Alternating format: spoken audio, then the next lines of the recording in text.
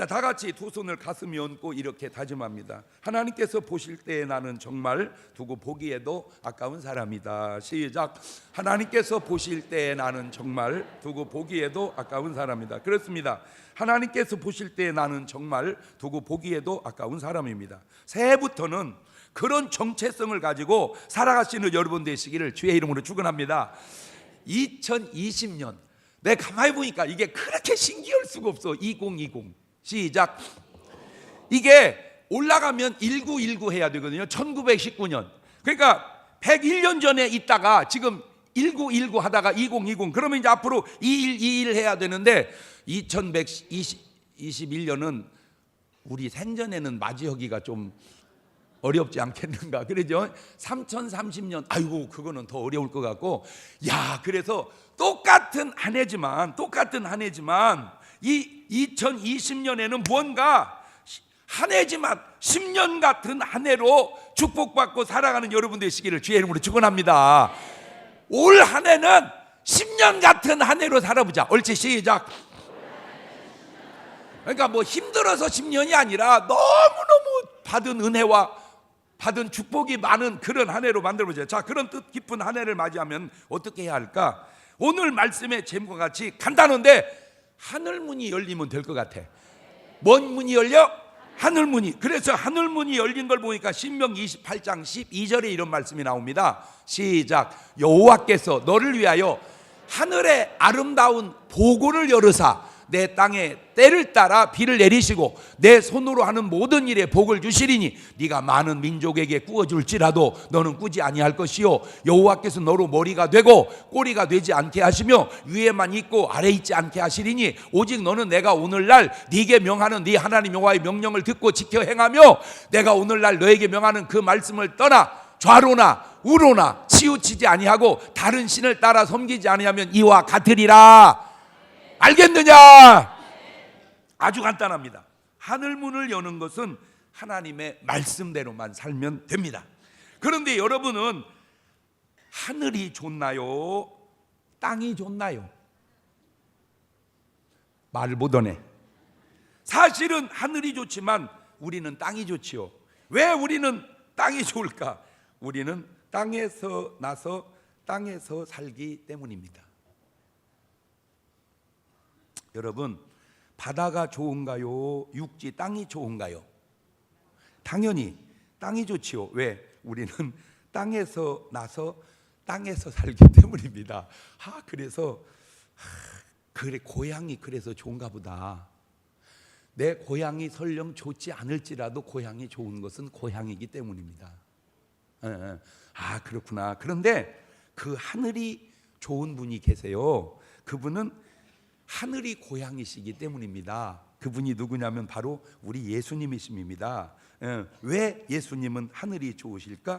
그분은 하늘에서 오셨기 때문인데 요한복음 3장 12절을 보면 시작. 내가 땅의 일을 말하여도 너희가 믿지 아니하거든. 하물며 하늘 일을 말하면 어떻게 믿겠느냐? 하늘에서 내려온 자 곧 인자 외에는 하늘에 올라간 자가 없느니라. 그러니까 하늘에서 내려온 분은 딱 한 분 계시는데 그게 누구요? 그렇구나. 그러니까 우리 고향은 땅이고 예수님의 고향은 어디요? 하늘. 그래서 예수님은 하늘을 좋아하시는구나. 그걸 알아낸 거예요. 자, 요한복음 6장 38절 이하에도 시작. 내가 하늘로서 내려온 것은 내 뜻을 행하려 함이 아니요 나를 보내신 이의 뜻을 행하려 함이니라. 나를 보내신 이의 뜻은 내게 주신 자 중에 내가 하나도 잃어버리지 아니하고 마지막 날에 다시 살리는 이것이니라. 자, 여기에 두 가지 질문이 나옵니다. 하늘에서 내려오신 분은 누구라고요? 예수 그리스도. 그분은 이 땅 위에 왜 오셨다고요? 우리를 구원하려고. 이거 시험 문제 나옵니다. 이거 시험 문제 나옵니다. 두 개로. 그러니까 요거를 풀으시고 못 풀면 연구하지 마세요. 내가 잘 못 들었구나. 그것만 깨달아도 돼요. 그러니까 쓰면 내가 설교 잘 들었구나. 못 쓰면 설교를 잘 못 들었구나. 그것만 깨달아도 큰 도움이 되고 이 다음부터는 내가 설교를 어떻게 해야 되겠구나. 잘 들어야 되겠구나. 예수님이 하늘에서 오신 목적은 하나님의 뜻을 행하기 위함이요. 자, 연습해 봅니다. 예수님이 이 땅에 오신 목적은 그 아버지의 뜻은 예수님께 주신 자를 하나도 잃어버리지 아니하고 다 살리자, 그겁니다. 그래서 요한복음 14장 2절 이하에도 내 아버지 집에 거할 곳이 많도다. 그렇지 않으면 너희에게 일렀으리라. 내가 너희를 위하여 처소를 예비하러 가노니 가서 너희를 위하여 처소를 예비하면 내가 다시 와서 너희를 내게로 영접하여 나 있는 곳에 너희도 있게 하리라. 요한복음 18장 36절에도 예수님께서 대답하실 때 내 나라는 이 세상에 이 땅에 속한 것이 아니라 만일 내 나라가 이 세상에 이 땅에 속한 것이었다면 내 종들이 싸워 나로 유대인들에게 넘기우지 않게 하였으리라. 이제 내 나라는 여기에 속한 것이 아니니라. 내 나라는 어디에 속겠다? 하늘에 속겠다. 그러면 예수님만 그런 줄 알았더니 예수님 말고 또 하늘을 좋아하는 분이 계시더라고요. 그게 누군가 봤더니 사도 바울이더라고. 고린도후서 5장 1절을 보면 만일 땅에 있는 우리의 장막집이 무너지면 하나님께서 지으신 집 곧 손으로 지은 것이 아니요 하늘에 있는 영원한 집이 우리에게 있는 줄을 아나니. 그러니까 육신의 장막, 육신의 몸뚱아리가 무너지면 걱정하지 마세요. 하늘에 또 집이 있는 줄로 믿습니다. 꼭 부탁드립니다. 꼭 부탁드려요. 그래서 고린도후서 5장 8절 이하에도 우리가 담대하여 원하는 바는 차라리 몸을 떠난다는 말은 뭔 말이요? 죽어서 주와 함께 거하는 그것이라. 그런즉 우리는 거하든지 떠나든지, 그 말은 살든지 죽든지 주를 기쁘시게 하는 자 되기를 힘쓰노라. 꼭 부탁드려요. 우리가 비록 땅에서 나서 땅에서 살지만 이 땅은 영원히 살 수 있는 곳이 아닙니다. 우리가 영원히 살 수 있는 곳은 바로 하늘나라인 줄로 믿습니다. 고린도후서 4장 18절입니다. 시작. 우리의 돌아보는 것은 보이는 것이 아니요 보이지 않는 것이니 보이는 것은 잠깐이고 보이지 않는 것은 영원함이니라. 그래서 찬송가 290장에 이 찬송가를 지은 사람은 그걸 알고 그렇게 저는 것 같아요. 괴로운 인생길 가는 몸이 평안히 쉴 곳 아주 없네. 걱정과 고생이 어디는 없으리 돌아갈래 고향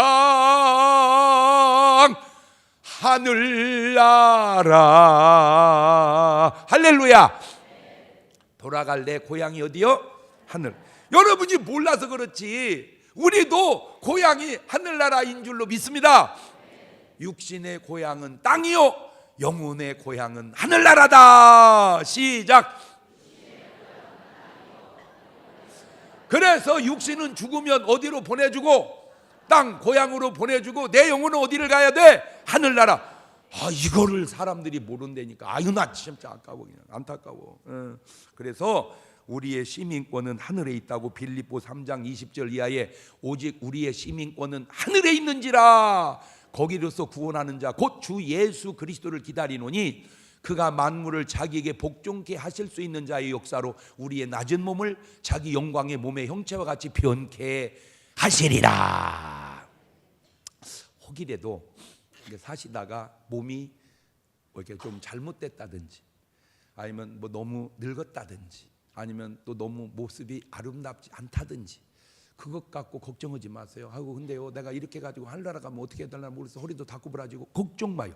여기 있잖아. 우리의 낮은 몸을 그리스도의 영광의 모습으로 확 바꿔놓은데 그거를 땅에서 연습하는 게 성형이더만 그래요. 그러니까 못생겼다고 몸이 좀 장애가 생겼다고 걱정 마세요. 하늘나라 가면 그냥 하나님이 그냥 최고로 멋있게 그리스도의 영광의 형체의 모습으로 확 바꿔놓을 줄로 믿습니다. 그런데 그 하늘도 세 가지가 있습니다. 공중 하늘이 있어. 공중 하늘, 스카이, 영어로 스카이. 새들이 나는 하늘, 비행기가 날르는 하늘입니다. 보통 우리가 쓰는 말이죠, 하늘. 두 번째는 우주 하늘, 궁창 하늘이 있습니다. 스페이스. 로켓가 날르는 하늘, 별들이 떠 있는 하늘. 그 스페이스 하늘이 있고, 세 번째 천국 하늘이 있습니다. 헤븐. 바로 이곳에서 하늘나라가 있는 겁니다. 바로 이곳이 우리가 영원히 거할 곳인 줄로 믿습니다. 자, 사도 바울이 이곳에 다녀온 걸 이렇게 표현하고 있네요. 고린도후서 12장 1절 이하에 무익하나마 내가 부득불 자랑하노니 주의 환상과 계시를 말하리라. 내가 그리스도 안에 있는 한 사람을 아노니, 그게 자기요. 14년 전에 그가 셋째 하늘에 이끌려간 자라. 그가 몸 안에 있었는지 몸 밖에 있었는지 나는 모르거니와 하나님은 아시느니라. 먼 하늘 다녀왔다? 셋째 하늘. 그러니까 하늘이 몇 개다? 세 개다. 그죠? 그렇지? 고린도후서 12장 4절에도 그가 어디로? 낙원으로 이끌려가서 말할 수 없는 말을 들었으니 사람이 가히 이르지 못할 말이로다. 그 셋째 하늘이 결국 어디다? 낙원이고, 나 이렇게 막 표현하면은 천국이니 우리가 바로 저 셋째 하늘에 영원히 거해야 되는 줄로 믿으시기를 바랍니다. 자, 이렇게 하늘을 가본 분위기에 그런지 그 하늘을 사모하는 거예요. 우리는 비록 가보지는 못했지만 우리는 믿으니까 구원받아 천국을 가게 해놓고 사시는 여러분 되시기를 주님의 이름으로 축원합니다. 제가 만나면 이제 사람들이 많이 알으니까 인사를 해요. 저한테 인사를. 아이고 목사님 반가워요. 아이고 목사님 반가워요. 그래서 어제도 지하철을 타고 이게 다니니까 그거 뭐 평범한 일인데도 불구하고 세상에 목사님이 지하철을 다 타시네. 그러면 뭔 철을 타? 그러니까 참 사람들 개념은 이게 좀 유명해지고 좀 그러면 안 타나 봐, 그죠? 그러니까 놀라는 거 아니에요? 근데 우리는 그런 개념 없어요. 지하철을 왜 타게? 더 지하철이 없어서 지하철을 타는 거예요. 더 밑에 거 있으면 더 밑에 것도 다 보고 뭐 못해요. 그것도 다 좋잖아. 예. 그래서 이제 탁 가는데 세상에 아이고 그 예식장 입구에서 여의도 순복음교회에서 천막을 쳐놓고 막 전도를 또 하는 거예요. 그러니까 막 반가워가지고 막 하는데 한 분은 또 차에서 저한테 명함을 탁 줘요. 보니까 가수야 이분이요. 예. 그래서 내가 또 바로 뭐 했을까? 전도했죠. 예. 교회 나가세요. 그랬더니 다니다가 지금 쉬고 있대. 그래서 내가 얘기했죠. 뭘 하든 괜찮습니다. 천당은 가게 해놓고 하십시오. 뭘 하든 괜찮습니다. 천당은 가게 해놓고 하십시오. 옳지, 시작. 뭘 하든 괜찮아. 뭘 하든. 그러나 천당은 가게 해놓고 하자. 아멘. 그런데 그 하늘에도 문이 있다는 거예요. 문이. 그래서 창세기 7장 11절을 보니까 노아 600세 되던 해 곧 2월 곧 그달 17일이라 그날에 큰 기쁨의 샘들이 터지며 하늘에 뭐가 열려? 창들이 열려 40주야를 비가 땅에 쏟아졌더라. 아, 그러니까 하늘에도 뭐가 있다? 창이 있구나. 창이 있구나. 시편 78편 23절에도 그러나 저가 오히려 위에 궁창을 명하시며 하늘 뭐를? 문을 뭐 하시고? 여시고. 아, 하늘에도 뭐가 있다? 문이 있구나. 그렇구나. 자, 다시 신명기 28장 12절을 볼까요? 시작. 여호와께서 너를 위하여 하늘의 아름다운 보고를 열으사 내 땅의 때를 따라 비를 내리시고 내 손으로 하는 모든 일에 복을 주시니 네가 많은 민족에게 꾸어줄지라도 너는 꾸지 아니할 것이다. 보고라는 게 뭐예요? 보물창고란 말이에요. 그래서 나는 보물창고 그러면 우리 생각으로는 막 거기에 다이아 막 그다음에 진주, 금땡이, 막 은땡이 뭐 이런 것이 보물창고잖아. 근데 무언 보물창고를 열고 준다는 게 보물이 안 쏟아지고 비를 준다는 거야. 에이, 그 내가 좀 실망했었어. 아, 그냥 금땡이나 후두둑 떨어지지 무언 돈 비를 내려 그랬더니 가만히 생각해봤더니 하늘에서 금 떨어지면 맞아 죽어.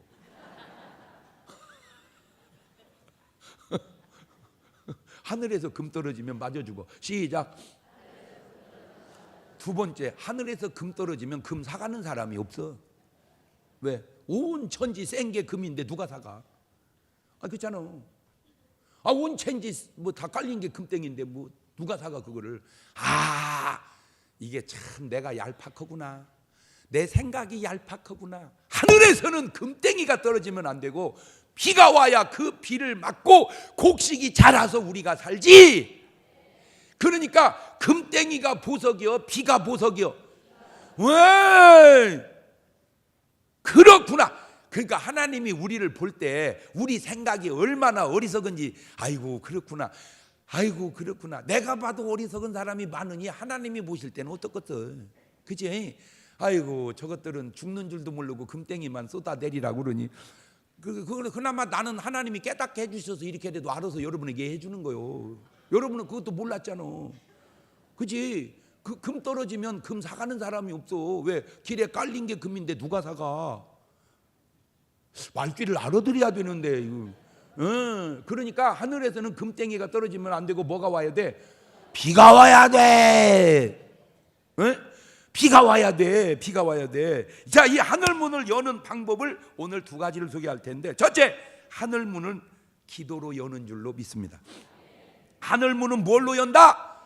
그거 시험 문제 나옵니다. 하늘문은 뭘로 연다? 기도로 연다. 그러면 그 기도로 하늘문을 열은 사람이 누굴까? 첫째, 야곱입니다. 야곱은 창세기 28장 12절을 보면 꿈에 본즉 사닥다리가 땅 위에 섰는데 그 꼭대기가 하늘에 닿았고, 또 본즉 하나님의 사자가 그 위에서 오르락 내리락 하고, 또 본즉 여호와께 그 위에 서서 가라사대 나는 여호와니 너의 조부 아브라함의 하나님이요 이삭의 하나님이라. 너 누운 땅을 내가 너와 내 자손에게 주리니. 그렇죠? 이 야곱이 기도로 하늘문을 엽니다. 창세기 28장 16절에도 보면 야곱이 잠이 깨어 가로되 여호와께서 과연 여기 계시거늘 내가 알지 못하였도다. 이에 두려워하여 가로되 두렵도다. 이곳이여 다른 것이 아니라 이는 하나님의 전여 이는 하늘의 문이로다 하고. 그렇죠? 자, 여러분, 야곱의 인생은 참 파란만장합니다. 야곱은 아버지가 이삭이고 할아버지가 아브라함입니다. 그냥 재산 물려받아서 살아도 얼마든지 편안하게 살 수 있는 사람입니다. 못다고 그 장자의 축복을 받겠다고 그것 형한테 팥죽 주고 사가지고 받아놓고는 인생이 파란만장해지는데, 과정은 그렇다 치고 결과론적으로 야곱 같은 멋있는 인생도 없는데, 그 파란만장한 삶에 멋이 나왔어. 야곱에게 파란만장한 삶 속에 멋이 나왔다. 시작. 그러니까 파란만장한 것이 꼭 나쁜 것이 아닐 수도 있다. 파란만장해지시기를 바래요. 아멘을 안 하네.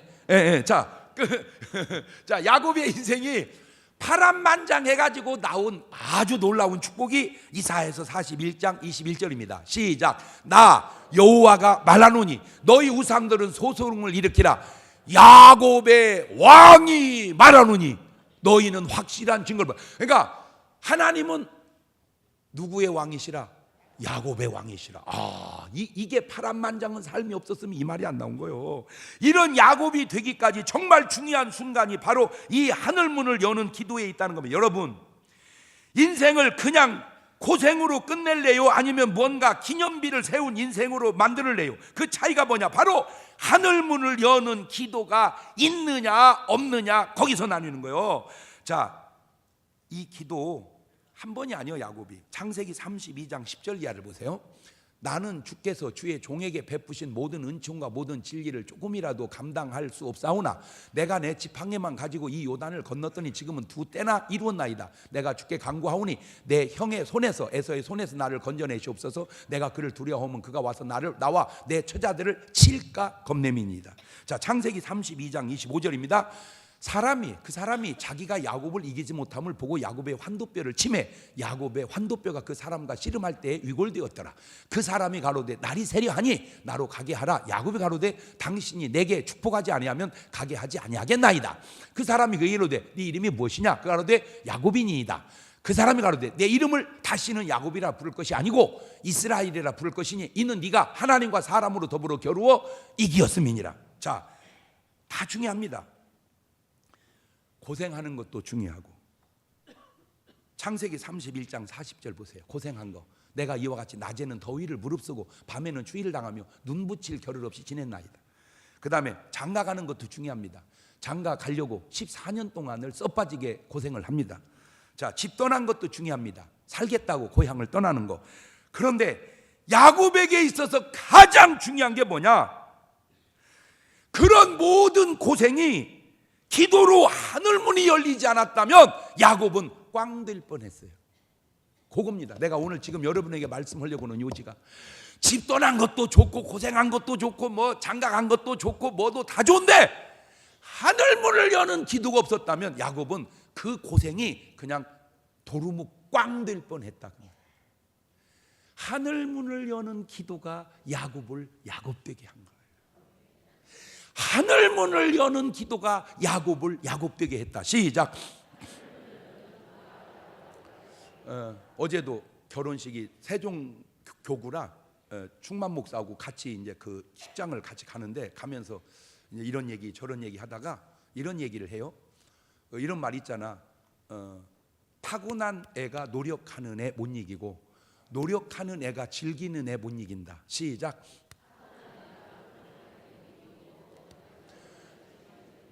그 즐기는 애를 이길 수 있는 방법은 하나밖에 없대요. 즐기는 애가 최고인데 그 즐기는 애를 이기는 유일한 방법은 목숨 거는 애를 못 이긴다네. 아무리 즐겨도 목숨 거는 애는 못 이긴다. 일리가 있어요. 일리가 있어요. 목숨은 뭐 아무데나 거는 건 아니지만 정말 걸어야 할 상황과 일이 되면 걸어야 돼요. 지금 이 야곱의 기도가 그냥 뭐 산들바람에 봄바람 맞으면서 한 기도가 아니고 뼈다귀가 부러지는 아픔 속에서 생명을 내건 기도, 그게 하늘 문이 열렸고 거기서 야곱은 야곱되게 된 겁니다.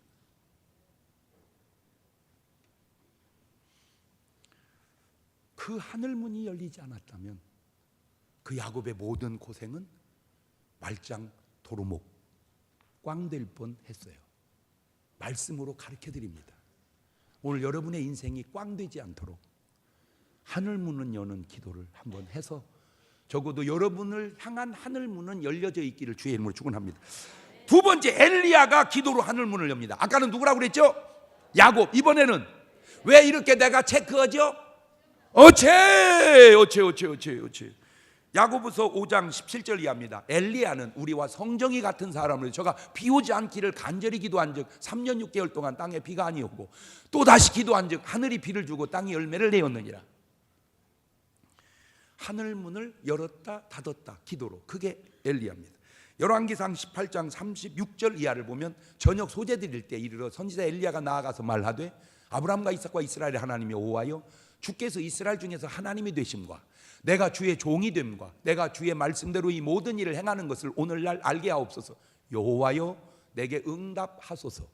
내게 응답하소서. 이 백성으로 주 여호와는 하나님이신 것과 주는 저희의 마음으로 돌이키게 하시는 것을 알게 하옵소서 하며 이에 여호와의 불이 내려서 번제물과 나무와 돌과 흙을 태우고 또 도랑에 물을 핥은지라. 저 불이 안 내렸으면 엘리야는 죽었습니다. 저 불 때문에 엘리야는 살았습니다. 엘리야가 어떻게 살아왔는지 그것이 중요한 것도 되지만 저 하늘문을 여는 기도, 저게 엘리야를 엘리야 되게 한 겁니다. 왜냐하면 저 당시 왕은 이미 아합 왕은 바알과 아세라 신을 섬기고 우상을 쪄들고 이미 선지자를 850명이나 키워놨습니다. 엘리야는 홀로 섰습니다. 여러분, 많은 숫자가 같다고 꼭 옳은 거 아니고 적은 숫자가 같다고 꼭 그런 것도 아니며, 그 말을 뒤집으면 많은 숫자가 가는 곳이 옳은 곳이고 적은 숫자가 가는 곳이 그럴 수도 있으니 중요한 거는 그 배후에 누가 계시느냐. 나는 딴 거 없어요. 목사로서 하나님이 계신 곳이 옳은 곳인 줄로 믿습니다. 하나님이 계신 곳, 그곳이 옳은 곳이다. 세 번째 다니엘입니다. 다니엘 6장 22절 이하입니다. 가만히 있어봐. 첫 번째 누구라고 그랬죠? 야곱. 두 번째 엘리야. 세 번째 다니엘. 뭐 나오는 것 같아요?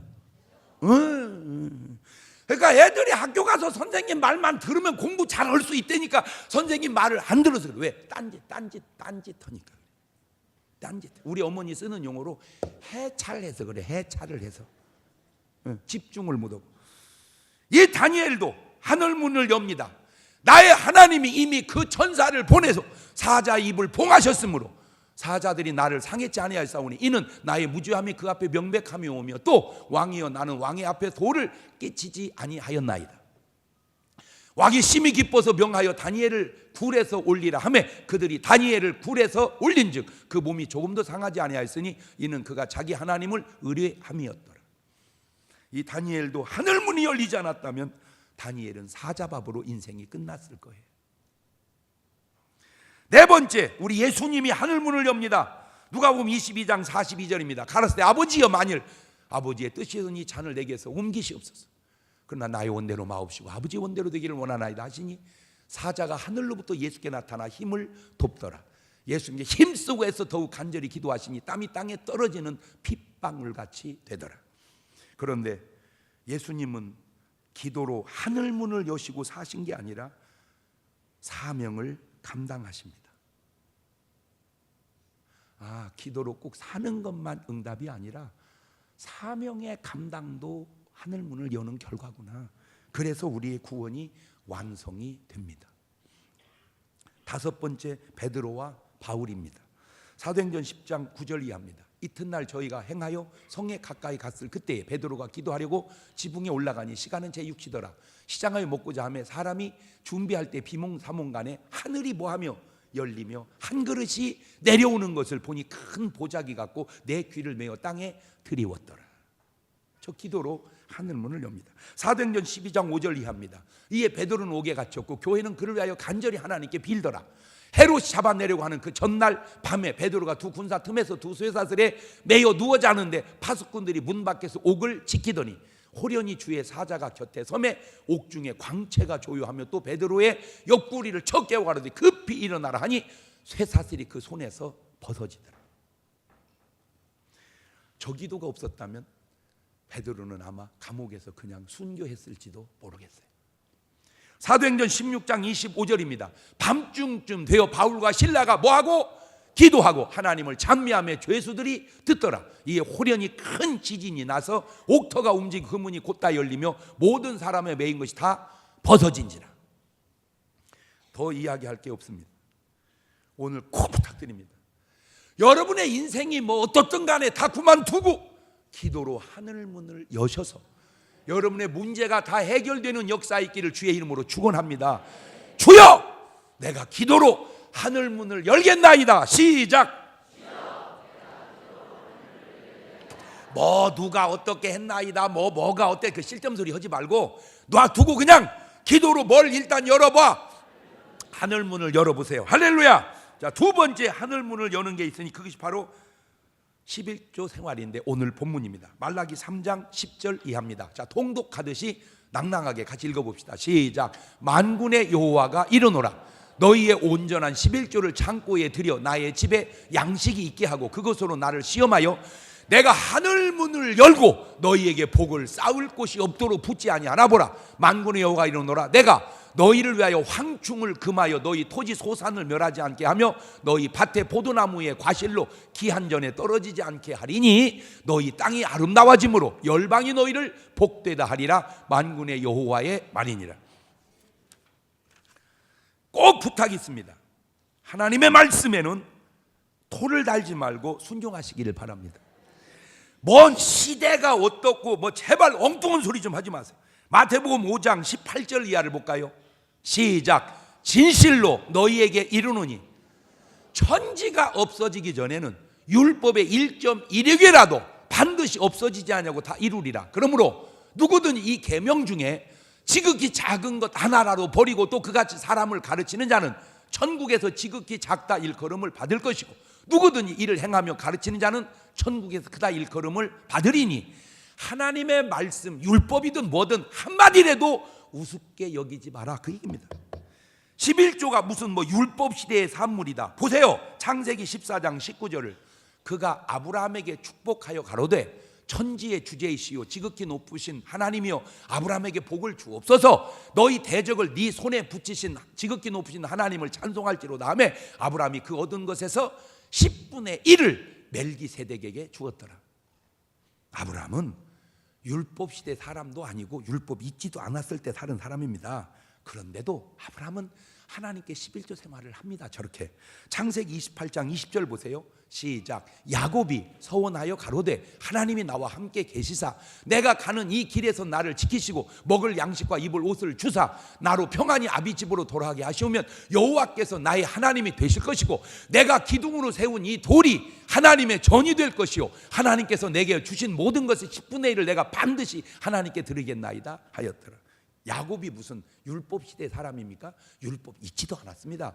왜? 율법은 모세 때 가서 왔으니까. 율법을 없을 때도 말씀대로 사는 사람은 안 가르쳐줘도 어떻게 알고 저렇게 살았는지 나는 그게 신기해서 그래. 자, 이제 예수님 말씀을 봅시다. 마태복음 23장 23절입니다.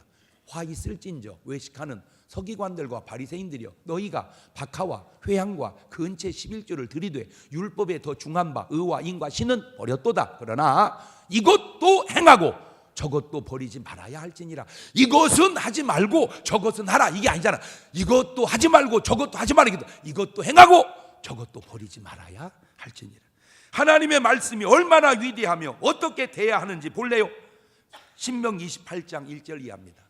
네가 네 하나님 여호와의 말씀을 삼가 듣고 내가 오늘날 내게 명하는 그 모든 명령을 지켜 행하면 내 하나님 여호와께서 너를 세계 모든 민족 위에 뛰어나게 하실 것이라. 네가 네 하나님 여호와의 말씀을 순종하면 이 모든 복이 내게 임하며 내게 미치리라. 딴 거 없어요. 딱 한 가지입니다. 뭐에 순종해라?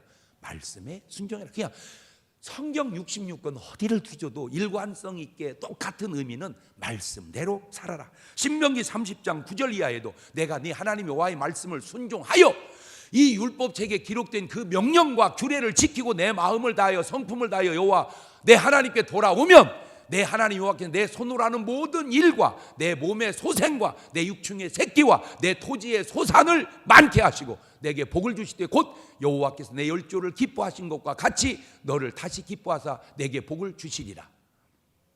여호수아 1장 8절에도 이 율법책을 네 입에서 떠나지 말게 하며 주야로 그것을 묵상하여 그 가운데 기록한 대로 다 지켜 행하라. 그리하면 내 길이 평탄하게 될 것이라. 네가 어떻게 형통하리라. 마태복음 7장 24절 이하에도 그러므로 누구든지 나의 이 말을 듣고 행하는 자는 그 집을 반석 위에 지은 지혜로운 사람 같으니 비가 내리고 창수가 나고 바람이 불어 그 집에 부딪히되 무너지지 아니하나니 이는 주초를 반석 위에 놓은 연고요. 나의 이 말을 듣고 행치 아니하는 자는 그 집을 모래 위에 지은 어리석은 사람 같으니 비가 내리고 창수가 나고 바람이 불어 그 집에 부딪힘에 무너져 그 무너짐이 심하니라. 음식도 그렇습니다. 지금 이 은혜 시대에 못 먹을 게 뭐가 있겠어요? 가질 거 없어서 못 먹지. 싹 먹지. 그런데 다 먹을 수 있어요. 그러나 결국 살다 보니 말씀대로 먹는 사람들이 지금도 건강하고 장수하다는 게 이미 결론이 증명이 돼 있잖아요. 내가 가끔 얘기하잖아요. 미국을 가면 몰몬교도들이 있어. 몰몬교 유타주의 아주 집단으로 살아 이 사람들이. 정상적 교회로 보면은 잘못된 교회입니다. 그런데도 이 사람들 건강해요. 안식일 교인들도 건강해요. 한두 명이 아니라니까 대체적으로 건강해요. 장수해요. 이게 왜 그러냐? 왜 교리적으로 이상한데 건강하고 장수하냐? 조사해 보니까 지금도 그 사람들은 율법대로 음식을 먹습니다. 율법 시대가 아니다 그래요. 아니다고 해서 율법을 버리는 것은 아니라 한 점도 버리지 마라. 왜? 도움이 되기 때문입니다. 여기 무슨 이유가 있습니까? 자, 레위기 7장 22절을 한번 보세요. 여호와께서 모세에게 일러 가라사대 이스라엘 자손에게 고하여 이르라. 너희는 소나 양이나 염소의 뭐를 먹지 마라. 기름을 먹지 말 것이요 스스로 죽은 것의 기름이나 짐승에 찢긴 것의 기름은 달리는 쓰려니와 결단코 먹지 말지니라. 사람이 여호와께 화제로 드리는 희생의 기름을 먹으면 그 먹는 자는 자기 백성 중에서 끊쳐지리라. 그러니까 고기를 먹되 뭐는 먹지 마라. 기름은 먹지 마라. 뭐 구약 시대까지 갈 것도 없고 외정 시대까지 갈 것도 없고 그냥 나 어렸을 때만 돌아가 봐도요. 잔칫날 뭐 요리할 게 뭐 그때 참기름 들기름 써야 되는데 참기름은 뭐 볶는 데 쓰는 게 아니고 그냥 들기름을 많이 썼어요. 그것도 부잣집 얘기고 좀 어려운 집들은 정육제 가면 돼지 비계 있어. 비계. 그 비계 그거는 뭐 그냥 주다시피 그거 파는 것도 아니요. 그거 사다가 그냥 철판을 15도로 휘어가지고 그냥 지글지글 끓이면 그냥 기름이 녹아서 막 고여. 그러면 수저로 탁 떠서 항아리에다 담아놔. 그러면 하얗게 굳어. 그 하얗게 굳은 기름 가지고 뭐 동태 뭐 지지고 뭐 하고 아이고 그냥요 세상에 이 순창 고추장에다가 그 기름 한 숟갈만 넣고 비비면요, 아이고, 천당 갈 때 싸갖고 가야 돼. 얼마나 맛있는지. 그렇게 맛있어. 뭐 된장이고 뭐고 그냥 그 기름 그렇게 맛있어, 기름이. 그런데 언제부턴가 안 먹어. 그 맛있는 기름을 왜 안 먹어? 해롭대. 성경은 이미 3,500년 전에 기름 많이 먹지 말라고, 너희 생명이 끊겨지리라고. 그러니까 지금 사람들은 기름을 쭉 빼고 먹잖아. 결국 뭐대로 갔어? 말씀대로. 뭐 말이 필요해? 무슨 뭐 먹으면 뭐 돼? 아무 상관없어요. 없어서 못 먹지, 뭐 쥐약이야. 먹으면 죽으니까 안 먹는 것이고, 뭘 못 먹어? 그냥 상 먹지 그냥. 그런데 결국 이것도 먹어보고 저것도 먹어봐도 하나님 말씀대로 먹는 것이 그래도 낫더라. 마찬가지로 뭐 11조 하면 지옥 간다. 정신 나간 소리 하고 있어. 그러면 또 안 오면 지옥 간다. 그것도 또 정신이 온전하지 못한 소리야. 11조 하면 천국 가고 안 오면 지옥 간다. 그런 식으로 말하면 안 됩니다. 다만 우리는 말씀대로 순종하고 살자. 그럼 11조 안 하면 지옥 간다. 절대 그러면 안 돼요. 그런데 이렇게까지는 이해가 되네. 구원받은 사람은 11조 생활 하시지 않겠습니까? 이렇게 그 말을 이렇게 조금, 근데 또 말을 다 잘하면 또 잘하는 게 뭔 의미가 있겠어, 그렇죠? 자, 그런데 내가 이 11조만 하면은 내 평생의 가슴 속에 떠나지 않는 아주 좋은 간증이 있어요. 요즘 말고 오래전 얘기입니다. 우리가 공부할 때 목회학의 권위자가 있는데 조동진 목사님이라고 계셨어요. 우리는 모든 목회학을 조동진 목회학으로 공부를 했습니다. 이 어른이 신학교를 졸업하고 아주 어려운 곳을 찾아서 갔는데 전라남도의 학달이라고 하는 마을로 부임을 해서 갔습니다. 부임을 해서 갔는데 교인이 와서 인사하는 사람이 없어요. 교인이 아무도 부임을 했는데, 그래서 이제 가게 가서 물었어. 저 교회에 교인 있습니까? 예, 있는데요. 저 집이 살고 저 집이 그 교회 나가는데 아마 저 집은 일찍 가야 만날 겁니다. 그래서 새벽 예배를 드리고 일찍 그 집을 신방을 갔어. 그랬더니 안에서 웬 여자가 뭐 다라이를 입고 이렇게 나오다가 만난 거예요. 실례합니다. 예, 누구세요? 저 이 교회에 부임한 조동진 전도사입니다. 아이고, 전도사님 죄송해요. 오신다는 말은 들었는데 제가 인사를 드리러 갔어야 되는데 보다시피 먹고 살기 바빠서 못 갔습니다. 잠깐 들어오시오. 딱 들어가니까 집안이 막 가난이 쩌든 집안 있죠. 이렇게 막 그냥 가난이 그냥 쩌들어서 뭐 가구도 번뜨던 게 하나 없고 장판도 변변치 않고 그냥 이불 하나 개놓고 농도 없고 괴짜구에다 이불 올려놓고 그냥 사는데 딱 봐도 뭐 가난이 확 쩌들었대. 그래서 이제 예배를 딱 드리고 났더니 고맙다고 대접을 한다고 그 다라이를 보재기를 확 걷는데 떡이 꽉 찬 것도 아니고 그냥 한 줄 깔려 있대요, 바닥에. 거기서 몇 개를 접시에 담아서 대접한다고 이렇게 내놓는데 딱 보니까 못 먹겠더래요, 그거를. 그래서 그냥 아침 먹고 왔습니다 그랬대요. 그랬더니 전사님, 제가 식사 안 한 것 아시는데 우리가 못 산다고 그러시는 거예요. 근데 참 또 안타까운 게 그냥 어려우면 어려워야 되는데 어려운데 자존심은 또 이게 아주 이게 꼿꼿이 서 있어요, 이게. 자존심이 부들부들해야 되는데 꼿꼿이 서 있다고. 그러니까 이제 어떻게 해요? 그걸 먹는데 그냥 먹을 수 없어서 축복 기도를 하는데 창자가 끊어지게 간절히 축복을 했대요. 하나님, 이 가정을 축복하여 주옵소서. 딱 기도하는데 갑자기 하나님이 감동을 주는데 그 여자 보고 11조 생활을 하라고 그래라, 이렇게 감동이 오더래요. 그래서 저기요, 꼭 11조 생활 하세요 이렇게 말을 못하고, 왜? 전도사가 뭐 목회 경험이 없잖아. 그러니까 저기요, 혹시 11조라고 아세요? 그 말은 뭔 말이요? 하라 그 말이요. 근데 하라고 말을 못하고 아세요? 이렇게 한 거예요. 그러니까 전도사님 11조요? 그 여자가 알아 몰라? 알지 내 말 좀 들어보세요 하고 울면서 자초지종을 얘기하는데 자기가 시집을 딱 와서 놓고 보니까 신랑이 결핵 환자들이에요. 참 지금 결핵 그거 한 것도 아니에요. 그러나 옛날 결핵은요 많이 돌아가셨습니다. 근데 보면 피 나오는 분이 그게 다 결핵이었었어. 옛날에 많았어, 내 주변에도. 그런데 문제는 결핵이 걸리면 누가 사람들이 교제를 잘 안 하려고 그래. 왜냐하면 이게 병이 옮는다고 그렇게 해서.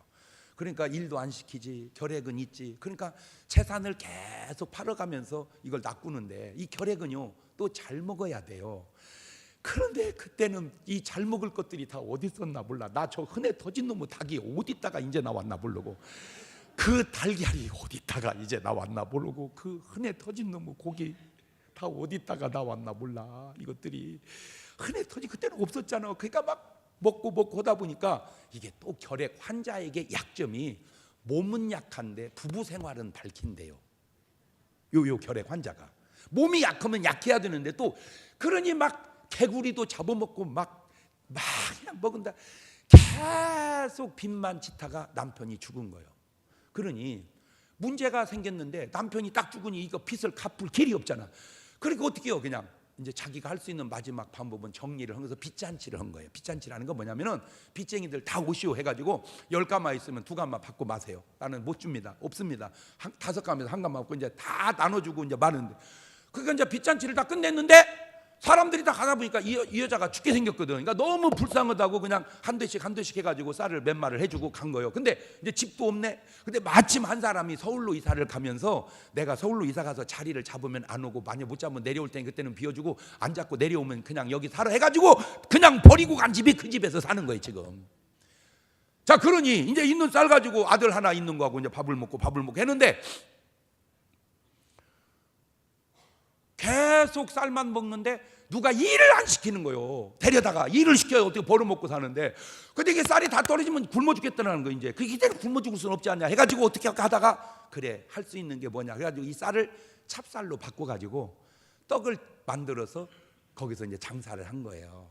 그래갖고 이 떡을 팔아서 이제 파는데, 본전은 남겨놔야 될 장사하잖아요. 그 남은 것이 아침은 먹고, 점심은 굶고, 저녁은 죽 끓여 먹고, 본전 남겨서 다음 날 장사하고, 파는 걸로 아침 먹고, 점심 굶고, 저녁 죽 끓여 먹고, 아침 먹고, 점심 굶고, 저녁 죽 끓여 먹고, 아침 먹고, 점심 굶고, 저녁 죽 끓여 먹는데, 나보고 11조를 하라고요? 돈 있어야 11조를 하지요. 그러는, 그 말을 딱 듣는 순간, 하나님 좀 가르쳐 주려면 똑바로 가르쳐 주지, 이런 집에다가 무슨 11조를 하고 그게 가르쳐 주고. 그러고 이제 하나님을 뭐라고 한 거예요. 그래서 아니요, 제가 11조 하라는 게 아니고 아냐고 그냥 물어본 거예요. 혹은 홀딱 나와버린 거예요. 근데 이제 주일날이 됐는데 봉투도 아니고 이게 종이가 이렇게 접어가지고 동전이 하나 그 속에 들어왔는데 11조라고 올라온 거예요. 동전 하나가. 봉투도 아니고, 왜 봉투다 넣을 수 없는 게 봉투가 보고 본 내용하고 비슷해요. 그러니까 정답 보니까 11조인데 그 떡장수가 한 거야. 이걸 보는 순간 이 전사님 눈에 눈물이 핑 돌았어. 아버지,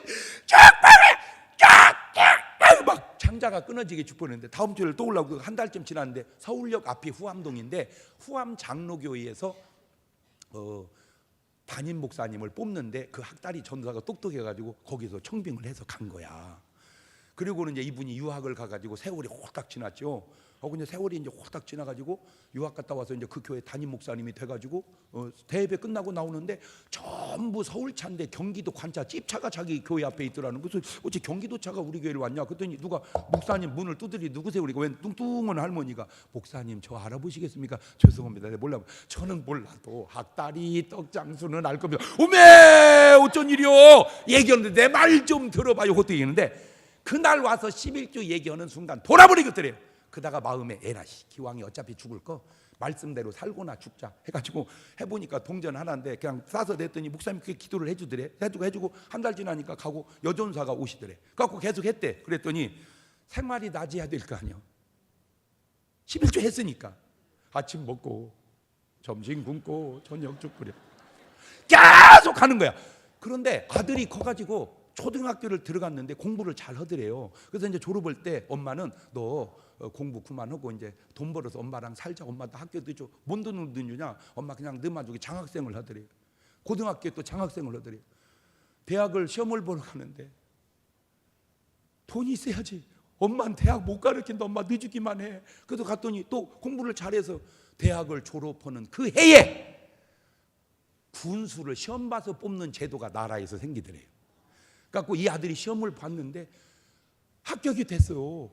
그래가지고 막 고향에 붙었어. 현수막이 우리 학다리 마을에 군수 영감 탄생했다고. 그리고 고향을 내려오니까 막 지서장이 양복해주고 면장이 구두해주고 더 얘기할 거 없어. 출세해야 돼. 예. 그래가지고 군수 총각 군수니까 서울에 장로님 따르고 혼인이 오가가지고 결혼을 해서 우리 며느리가 잘해줘서 내가 이렇게 살이 쪘나이다. 목사님이 그날 내게 11조를 안 가르쳐줬다면 나는 아마 지금쯤 지쳐서 죽었을 겁니다. 이 목사님 가시는 곳마다 11조 하고 복 받으라고, 11조 하늘 문 열으라고 이렇게 말하면 아멘 이런 사람이 있고, 저런 식으로 유도를 하면, 그러니까 듣는 건 자유야.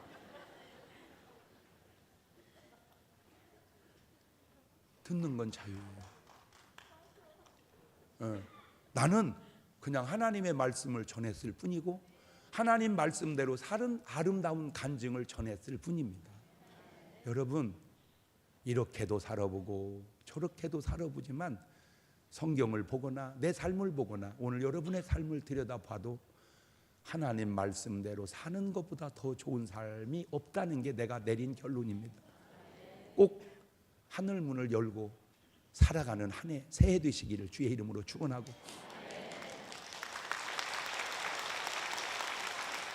그런 분들은 오늘 밤 12강절이 첫날 더군다나 담임 목사님 하시는데 안 올 리가 없지. 저녁에 꼭 뵙기를 바라고. 자, 눈 감고 두 손을 가슴에 딱 얹고 하나만 물어봅시다. 오늘 여러분을 향한 하늘은 문이 열려 있나요? 닫혀 있나요? 주여 그 하늘 문 열어 주옵소서. 그게 오늘 해야 할 기도의 제목입니다. 1분 동안만 같이 기도합니다. 하나님, 하늘 문 내게 열어 주셔서 영육간에 하나님의 놀라운 은혜와 능력과 축복 속에 살아가게 도와주셔서 삶의 뒤안길에 남기는 간증이 아름답게 하옵소서. 오늘부터 시작되는 12강주리 집회 후에 시간 은혜 받게 하시고 영혼 구원하게 하시고 하늘문이 열려 주의 축복을 이루게 하옵소서. 지금은 우리 주 예수 그리스도의 은혜와 아버지 하나님 무한하신 사랑하심과 성령님 교통하심, 사랑하는 성도들 머리 위에 이제부터 영원토록 함께 하시기를 간절히 축원하옵나이다. 아멘.